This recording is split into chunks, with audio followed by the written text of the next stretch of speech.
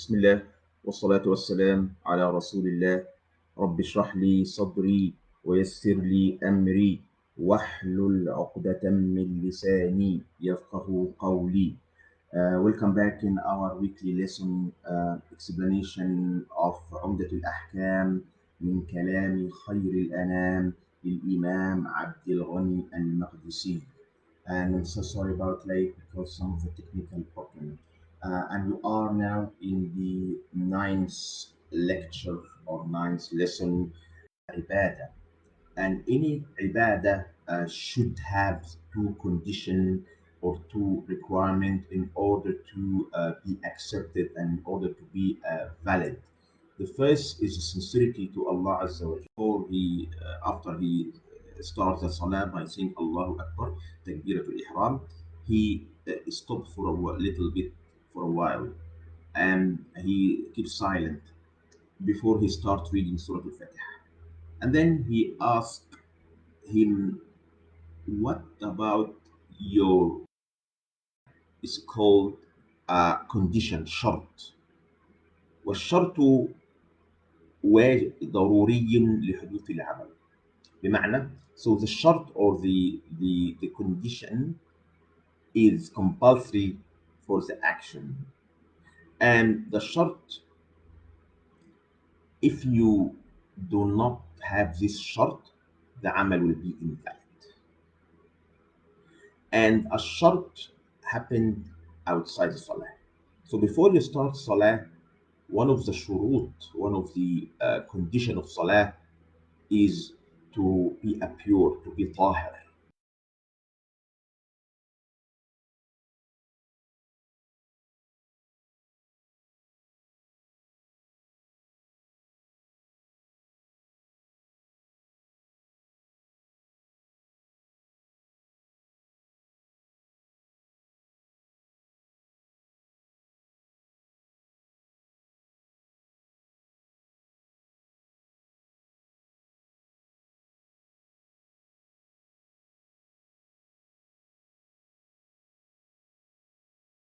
Janaba, like a relation between the wife and husband, or nightmare dreaming, all that you need to have, or in case of women, her period or nifas, which is a post delivery bleeding, all that you need to be clean by ghusl or shower. So the first condition, which is outside salah, is to be a pure from and clean from free from this hadath. And then um,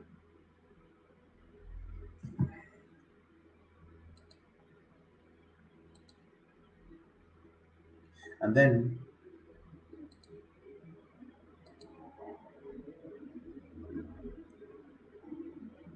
we have facing the qibla, which is still outside the salah, and also covering the awra, and then praying in a clean place with a clean dress. And then we have the intention. Some scholars, some madhahib mention intention is an action before the salah. Another mention it is inside the salah. But anyway, intention is one of the either the pillars or the conditions.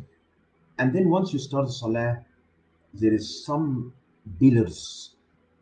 If you miss these pillars, this rak'ah will be invalid, and of course, if the rak'ah invalid, the whole salah will be invalid. So, starting with Takbiratul Ihram, which is the pillars of the salah, which is the pillars of the salah. Takbiratul Ihrami, um, if you miss the Takbiratul Ihram, the salah will be invalid.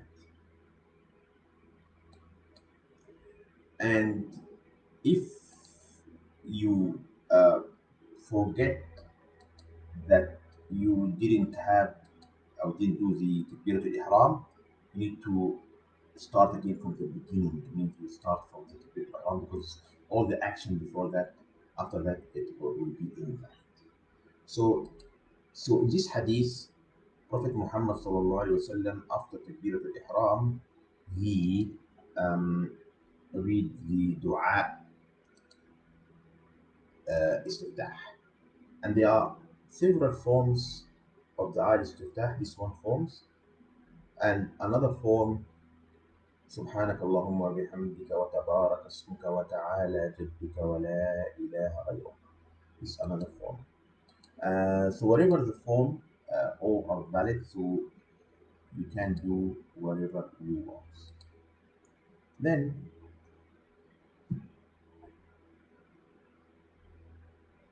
the next hadith, حديث عائشة رضي الله عنها قالت: كان رسول الله صلى الله عليه وسلم يفتتح الصلاة بالتكبير والقراءة بالحمد لله رب العالمين، وكان إذا ركع لم يشخص رأسه ولم يصوبه ولكن بين ذلك، وكان إذا رفع رأسه من الركوع لم يسجد حتى يستوي قائما، وكان إذا رفع رأسه من السجدة لم يسجد حتى يستوي قاعدا، وكان يقول في كل ركعتين التحية، وكان يفرش رجله اليسرى وينصب رجله اليمنى، وكان ينهى عن عقبة الشيطان، وينهى أن يفترش الرجل ذراعيه افتراش السبع، وكان يختم الصلاة بالتسليم.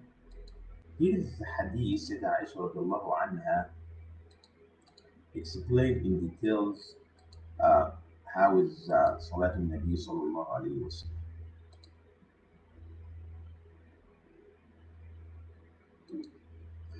And read Surah Al-Fatih. Then the second mas'ala,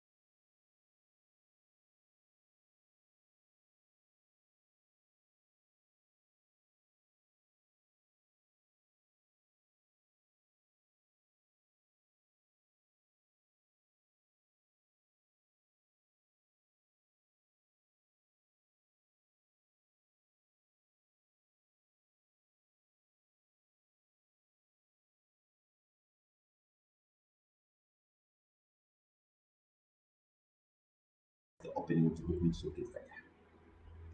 And this hadith is a general hadith, means that it is generalized that you should read Surah Al-Fatiha in Salah.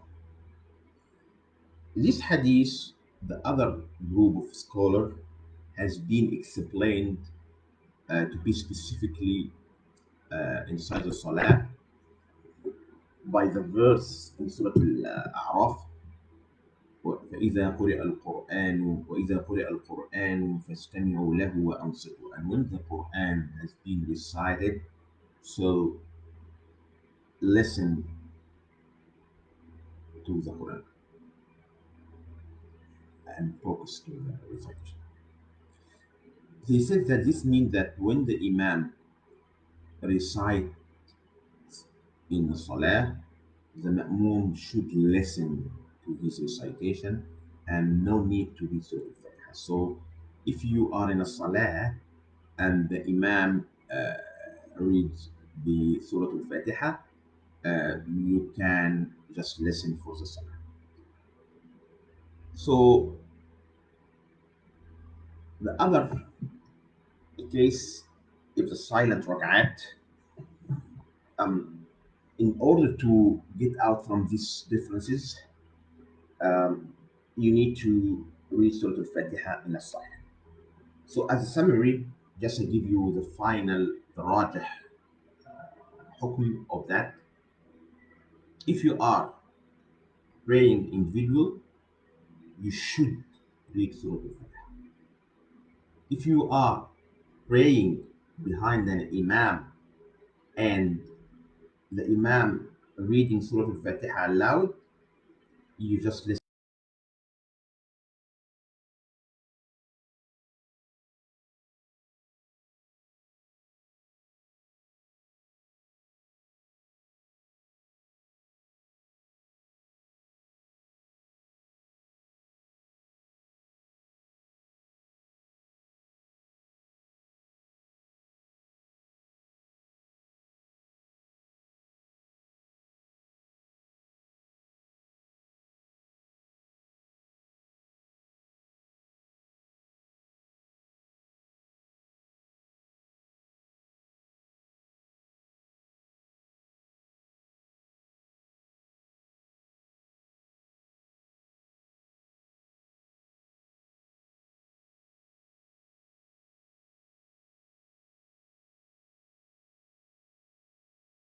Rahman Rahim. We have four opinions about Bismillah Rahman Rahim. Is it part from the surah or it is not part of surah? There are different opinions, but the rajih, it is not a part from surah. However, saying Bismillah Rahman Rahim is one of the formatting of the salah, or one of the things that you need to do in the salah, either loud or silent. So saying Bismillah Rahman Rahim, you can say it silent or loud, but do not leave it in order to avoid the dispute between the opinions. And then Prophet Muhammad sallallahu alaihi wasallam إذا ركع لم يشخص رأسه ولم يصلي. Mean that when he went to ruku', his he extended his back and his head in the same line of his back, and his back is straight, is not bent. And when he stand or raise his head from ruku', he didn't go to sujood until his body stand upright completely. And this shows tranquility. And tranquility, according to some of the madahib, it is a rukn, it is a pillars from salah, and the dalil hadith al-musi'u fi salatihi, when the sahabi who didn't perfect his salah, and Prophet Muhammad sallallahu alaihi wasallam asked him to repeat it three times, but he cannot repeat it properly, and then he explained to him how he perfected his salah. And then وكان يقول في كل ركعتين التحية, and he used to say التحيات لله والصلوات والطيبات السلام عليك أيها النبي ورحمة الله وبركاته، السلام علينا وعلى عباد الله الصالحين، أشهد أن لا إله إلا الله وحده لا شريك له وأشهد أن محمدا عبده ورسوله. He used to see or to read his tahiyyat every two rak'ah. Either this two rak'ah has salam after, like two rak'ah of the Fajr, or has no salam like Zuhr and Asr and Maghrib Isha. And the first tashahhud or the first tahiyyat is had two opinions: if it compulsory, or it is obligation, or it is formatting. So according to the Rajah Ra'i, Rajah Hukm, the first tashahhud is one of the obligation of the salah, or according to Shafi'i, it is one of the sunan of salah. Whatever it means sunan or obligation, mean that if you forget to say at-tahiyyat, keep going with your salah, and before you finish your salah, go to sajda of sahw, forgetfulness, sahw, sajda. And we have here a very important mas'ala. sometimes happen during the Salah Jama'ah, for example, in Dhuhr Salah or in Asr Salah or in Isha Salah or in Maghrib Salah. The Imam sometimes forgot to sit in the first tashahhud, and he start the third rak'ah, and the some ma'moom confused.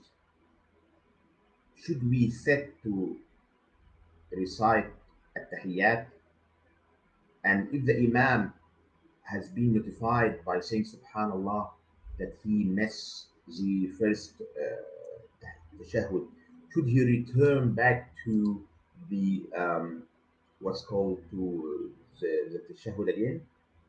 Actually, we have here to ask ourselves. The first is the first is um, sitting in the first tashahhud is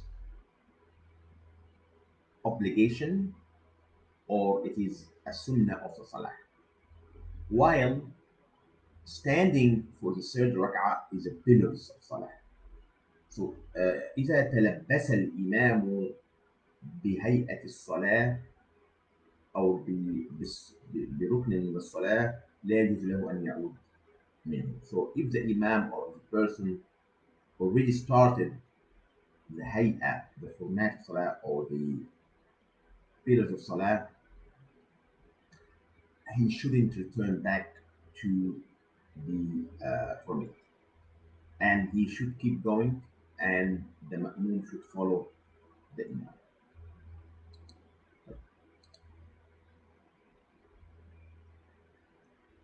And regarding to tahiyyat, التحيات end أشهد أن لا إله إلا الله وحده لا شريك له وأشهد أن محمدا عبده ورسوله. Uh, while the second part, which is الصلاة اللهم صل على محمد وعلى آل محمد كما صليت على إبراهيم وعلى آل إبراهيم إنك حميد مجيد اللهم بارك على محمد وعلى آل محمد كما باركت على إبراهيم وعلى آل إبراهيم إنك حميد مجيد. So, should we read the full tahiyyat with the salawat in the second rak'ah or not? We have different opinions. The Hanabila said that he read only in the first tashahhud at-tahiyyat, means until Ashhadu an la ilaha illallah wa Ashhadu anna Muhammadan abduhu rasuluh, while in the second or in the last tashahhud he add the salah. And this is the only opinion of the Hanabila, but the rajih that you can read full version of the tahiyyat with the salawat if the imam let you to read that. And then قولها وكان يفرش رجله اليسرى وينصب اليمنى. This is called افتراش sitting. To sit on the left and let the right foot upright. And this is the one of the sunan, and it depends on the ability of the person, if he is able to do it or if he has any excuse help from the health point of view that he can't do it or not. And أيضا she said وكان ينهى عن عقبة الشيطان. عقبة الشيطان, the sitting of the shaitan, the scholar explained in three ways. The first one, he sat on the aqib, like his right feet and left right foot and left foot setting make the toys upright, and he sat on his bottom. Also, another way is to sit on the two feet and letting his toys upright. However, According to Abdullah ibn Abbas, this way of sitting, which is sitting on the right and left feet, making the toe upright, Abdullah ibn Abbas has been did it between the two sajda, and he said this is a sunnah, it is a ja'iza, but between the sajdatayn, not في الشهر. So we can do it between the two sajda, setting this kind of sitting. And then she said, وكان ينهى أن يفترش الرجل ذراعيه افتراش السبع. So he also prohibit to do sujood and put all the elbow and the hand on the ground like the dog. وكان يختم الصلاة بالتسليم, and he finished his salah with a taslim. And the taslim is a pillars, and the beginning of the salah is takbir, وتحليلها التسليم, means the finishing of the salah is taslim. But the first taslima, there is a agreement between the scholar, it is pillars, and you should finish salah by taslim. But the second one, some opinion said it is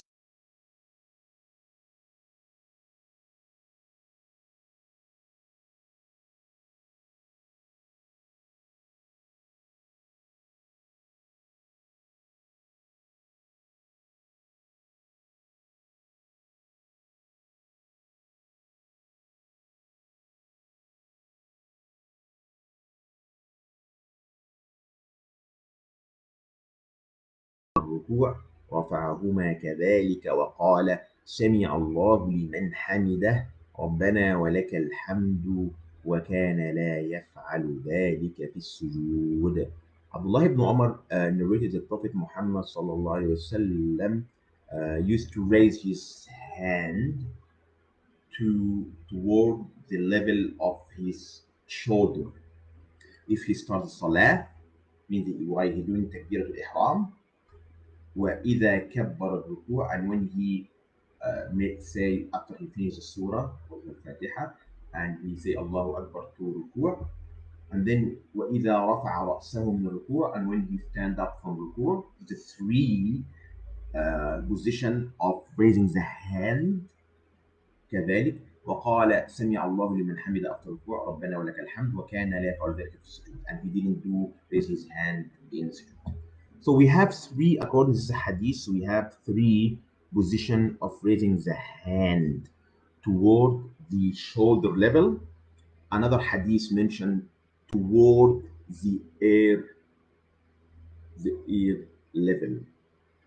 And we can, Imam Shafi'i has a very beautiful explanation that he said, in order to combine this position, either to the shoulder level or to the ear level, put the end of the finger just to under the ear level, and then the hand itself to the shoulder.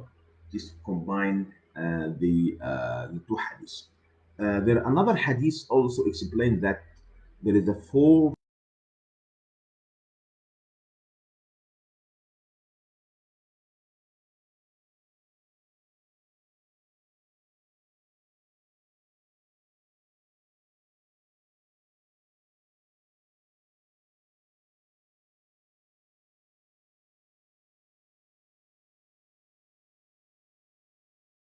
We have four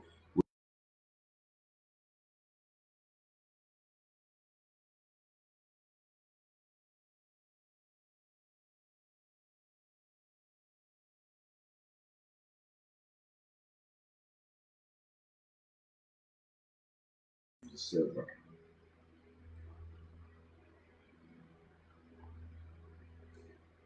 And there is a qaida said إن كل تكبيرة يلحقها سجود أو يعقبها سجود لا ترفع فيها اليدين. Just to give you one rule that make you easy when you raise your hand, every takbir followed by sujood or preceded by sujood you shouldn't raise your hand.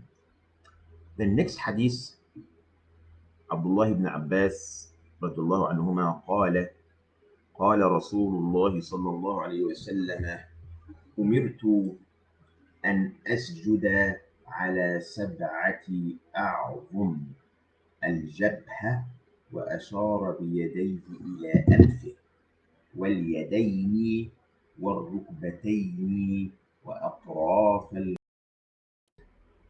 by the tabi'i who heard the hadith from Abdullah ibn Mas'ud. What does it mean? This is an explanation, this understanding of the tabi'i, not from Prophet Muhammad sallallahu alayhi wasallam, not from him. And this is called idraj. For ilm al-hadith, idraj means that the narrators add a word to explain something in the hadith which is not from Prophet Muhammad sallallahu alaihi wasallam saying. And this is important for the ilm al-hadith, that to know what Prophet Muhammad sallallahu alaihi wasallam said exactly. And here the hadith shows that in order to have a perfect sujood, it should be on the forehead, according to Prophet Muhammad sallallahu alaihi wasallam, and also on the two hand and two knee and the toes of the foot.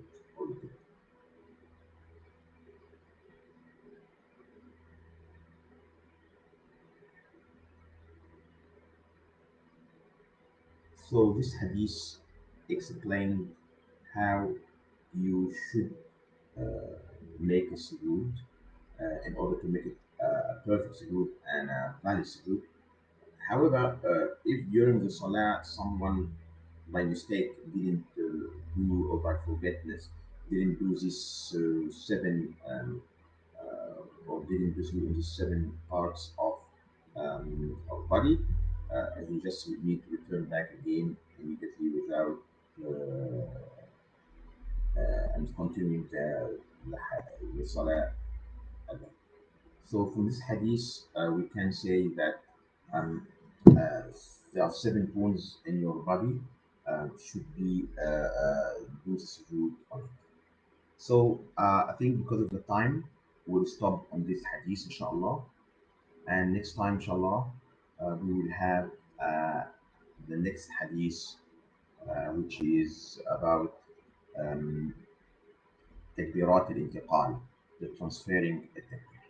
And before I finish, inshallah, this is a gentle reminder for anyone who have interesting to join Ruwaq al-Ilmi programs. We just closed the enrollment and the application of registration. Inshallah, we will announce soon when will be the information session. And if you miss the enrollment now, just contact me on 044 836 3725. Inshallah, I will try to manage for you, inshallah. But inshallah, keep follow us when will be the information session.